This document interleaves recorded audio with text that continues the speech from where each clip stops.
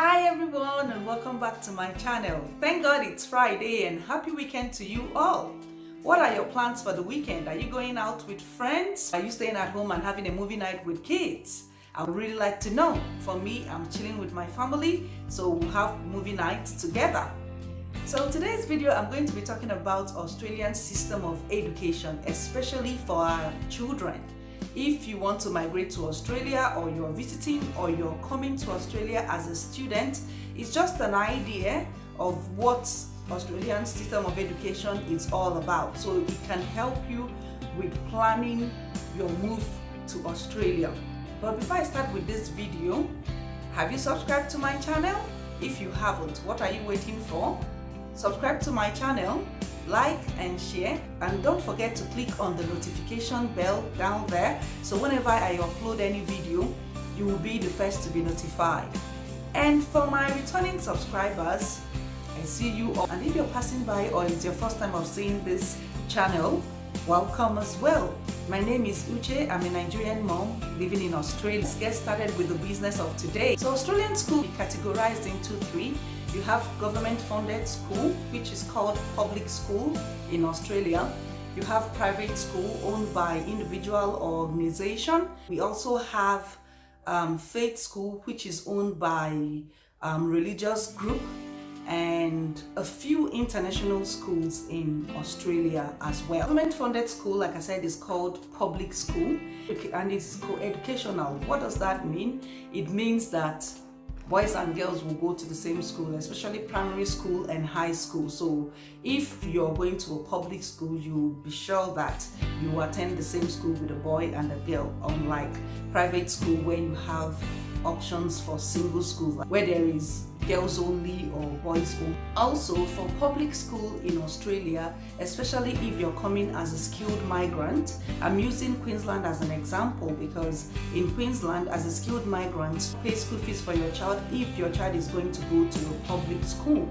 And if you're also a student or maybe a visitor, you pay school fees, but you pay a certain amount. I cannot tell you the particular amount you're going to pay as an international student or a visitor coming with your child to register your child for a public school, but I can show you that it starts from like $250 above, but not below, and it has to do with various states as well, because I don't know the state you're going to come to, but bear it in mind that if you're coming as an international student and you have a child that is due for studies and you're going to a public school, you might be asked to pay some token. And also, as a migrant, even though you're not paying school fees, for example, Queensland, you are to pay your child's school uniform and also pay for books as well. And apart from not paying school fees, sometimes the students or your child might go for excursion, swimming, and some other activities that the school would want them to partake. You also pay for that, though it's not compulsory, but of course you wouldn't want your child to miss out on school activities. The next one I'm going to talk about is private school. So private school in Australia can be co-educational and also single, meaning that you can get a private school where you see a boy and a girl in the same class or in the same school, and you also see single schools where alone, boys only or girls only. So for private school, sure, even if you're a permanent resident or a citizen, you pay school fees, and you also pay for your books and your uniform, and also extra activities that your child might want to partake in school, you would pay for that as well. So it doesn't matter which visa you come with when you're attending private school, you will definitely pay for school fees. And school fees varies from the state and the school that you chose for your child. You can pay as much as $1,000 per term to $4,500 per term. So the third one I'm going to talk about is faith school. Faith school is more of religious school, like Catholic school, Anglican, Jewish, Seventh-day Advent, and the rest. So it's owned by a religious organization. And this school too, you might see single education, which means same on boys only or girls only, or you can also see for educational. School fees varies from state to state as well. You can see as much as $1,500 per term up to $5,000 per term, depending on the school that you chose. So in Australia, no matter the school you attend, be it government funded, private or faith school, you will abide by educational framework of the state where you live, meaning they teach the same thing. You may be wondering what year your child can start school in Australia. Your child can start school the year they turn 5, provided their birthday falls before the cutoff date. Various states in Australia have their cutoff date. I will list the dates. You can also do your own research to guide you through. For Tasmania is 1st January, and for Victoria is 30th April. Canberra is called Art and is 30th April. Queensland is from 30th June. NT is 30th June. Western Australia is 30th June, and New South Wales is 31st July. School year in Australia starts from end of January and ends in mid-December. And in Australia we have 4 terms. I don't know why we have 4 terms. And the term runs from 10 to 12 weeks. And in these weeks we have 2 weeks break for Easter break and other break. And the summer break is from December, which is mid-December to ending January.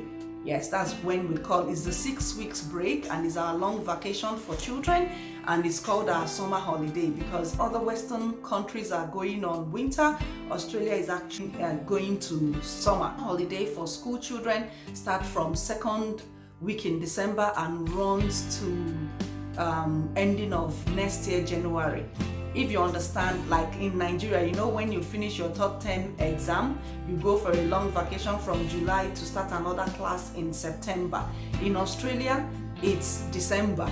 You do your last 4th 10 exam in December, then you go for that long holiday. So when you resume back in January ending, you're going into a new class. I don't know why Australia have 4 terms, but this is how it goes in Australia. We're going to talk about early learning in Australia, and it's for children under 4 years.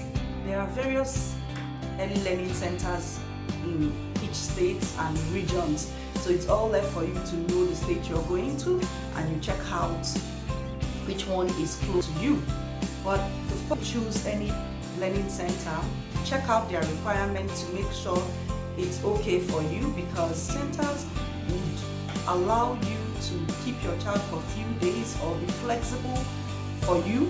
Let's say you want to take your child for like 2 days or 3 times, you know, in a week. They will allow that, while some will tell you no, you have to keep your child Monday to Friday. Even if you opt for a few days, you will pay for the whole week.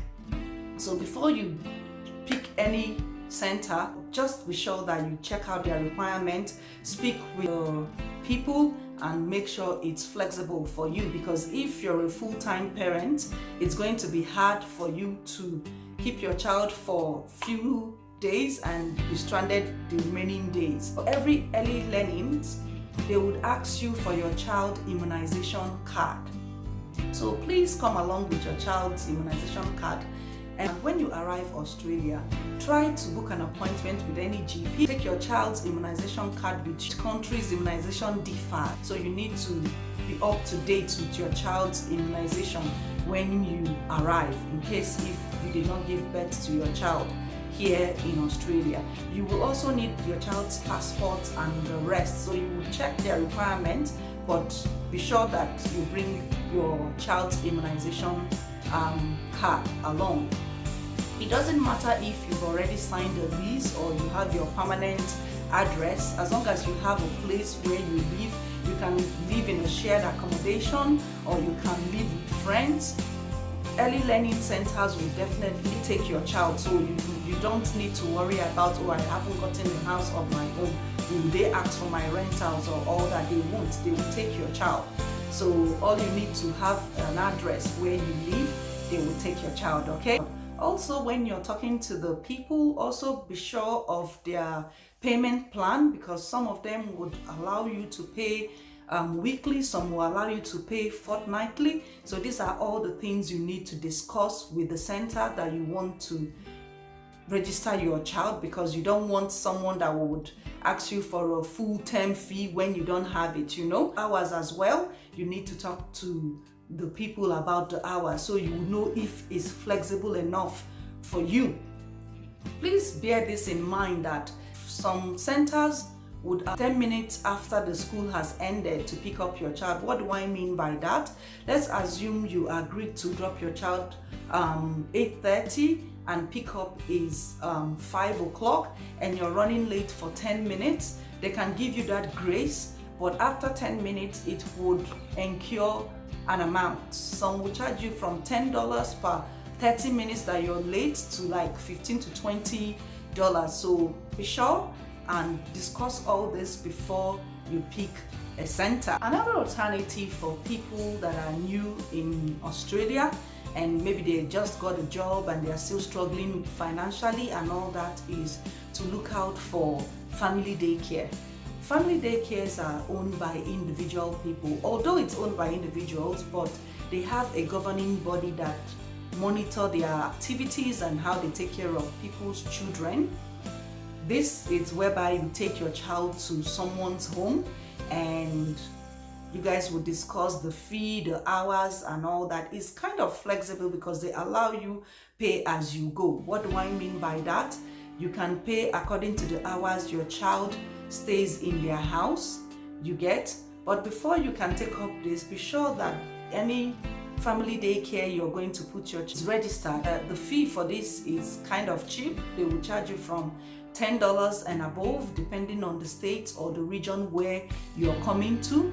So like I said, some of them would allow you to pay as you go, but some as well would say you must pay you must pay the whole week or you must pay up to 8 hours, because some people do that. They will allow you to do, okay, you're dropping your child for just 3 hours, pay for 3 hours. Well, some will say, okay, since you're doing just 3 days a week, that 3 days a week you must pay for the whole 8 hours.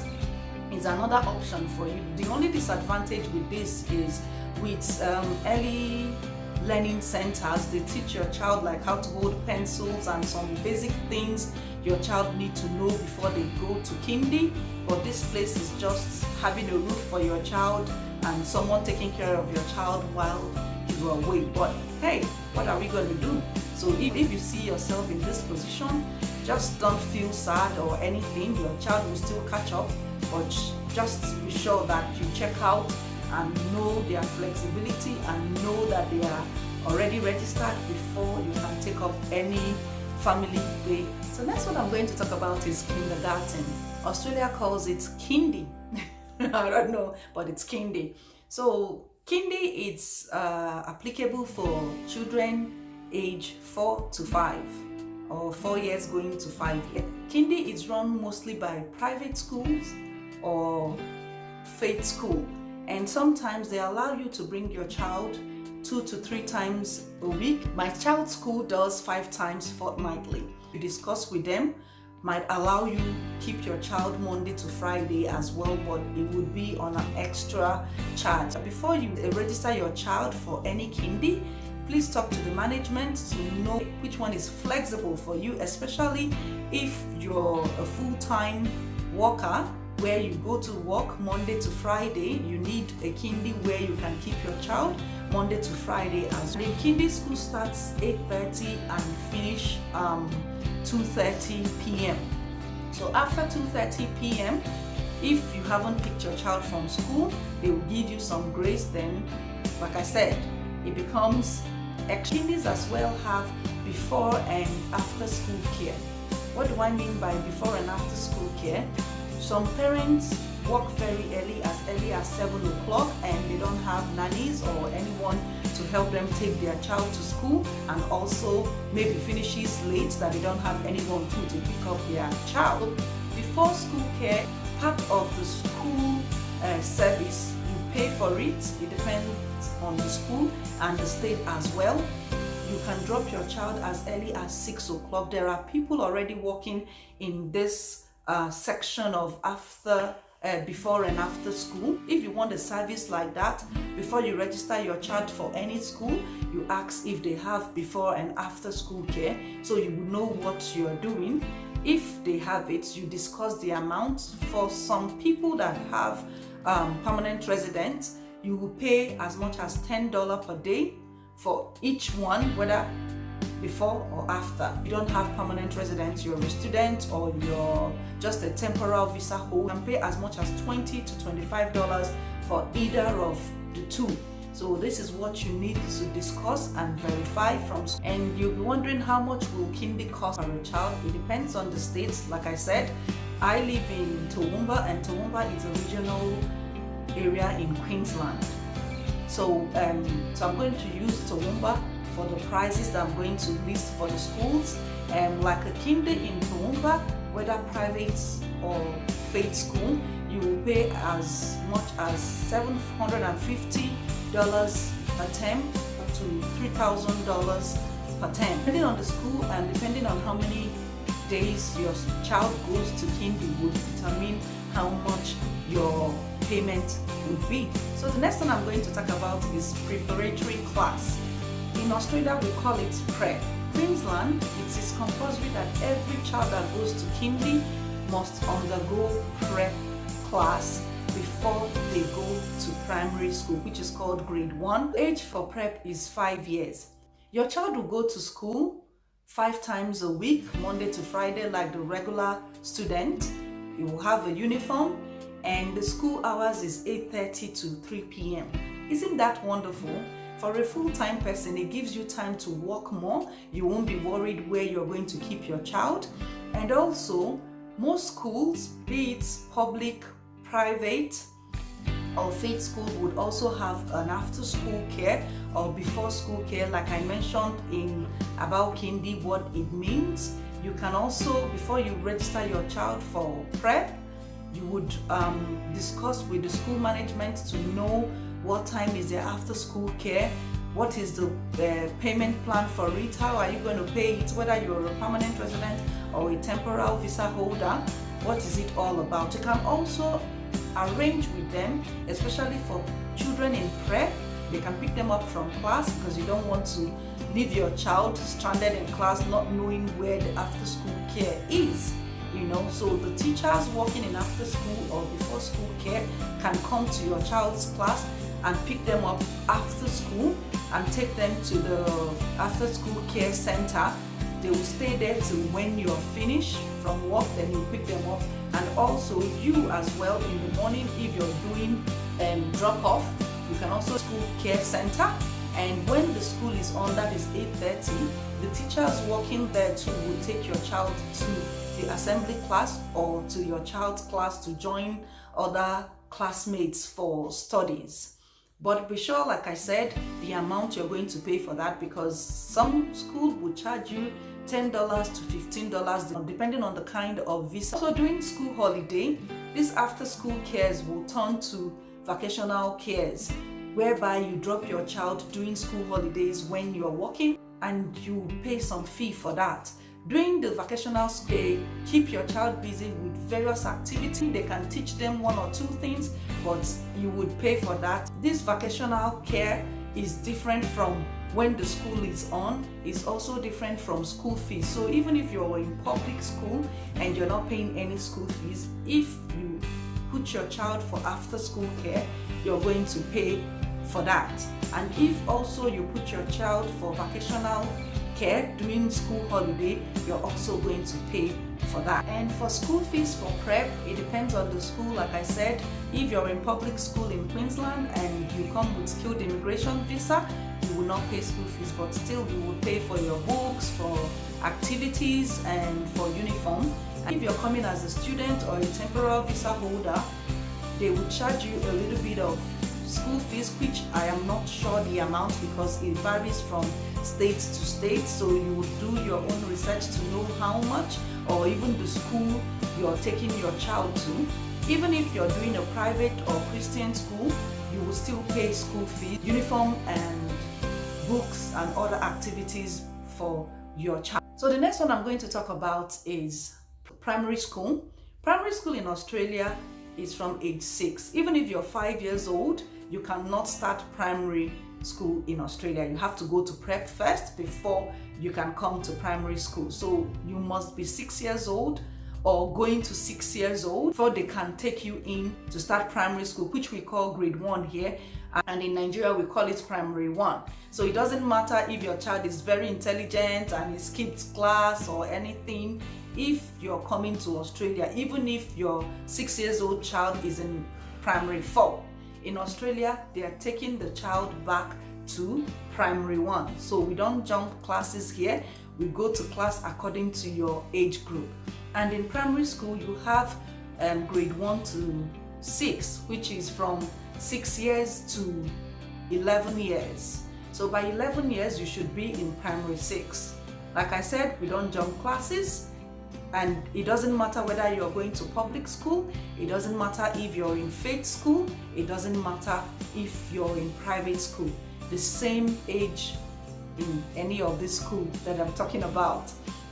So primary school in Australia, like I said, differs. You can see co-educational. If you're going to public school, it should definitely be co-educational. What do I mean by that?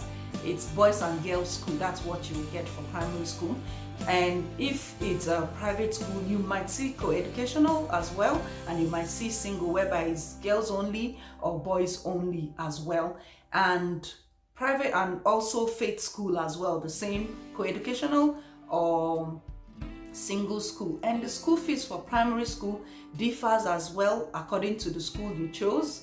If you go for a private school, it depends on the school you go to. The average you would pay for both private school or faith school for primary school would be from $1,000 to $3,000 a term. So it depends on the school, and you will also buy uniform, books, and other activities. It's not inside the school fees, please.